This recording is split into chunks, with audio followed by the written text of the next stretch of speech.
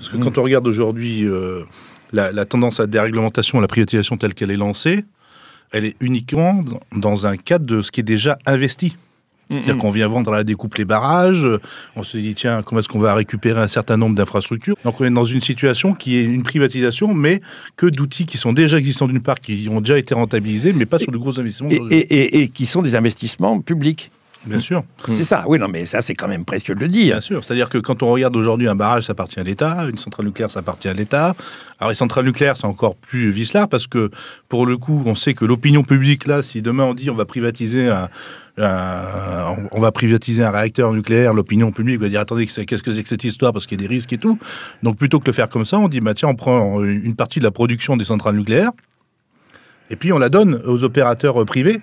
Et c'est eux qui vont pouvoir la vendre à un tarif hyper préférentiel par rapport au tarif de marché. Donc aujourd'hui, c'est un quart de la production nucléaire. Cette privatisation rampante, elle est que sur des actifs qui sont déjà existants. Et que c'est typiquement les concessions hydroélectriques, on leur demande pas de faire un chèque pour prendre le barrage.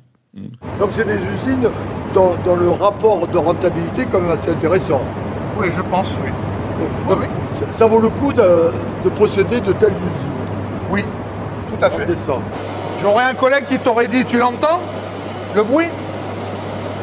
Le bruit des euros qui rentrent. Ça, c'est le bruit des euros qui rentrent, tu vois?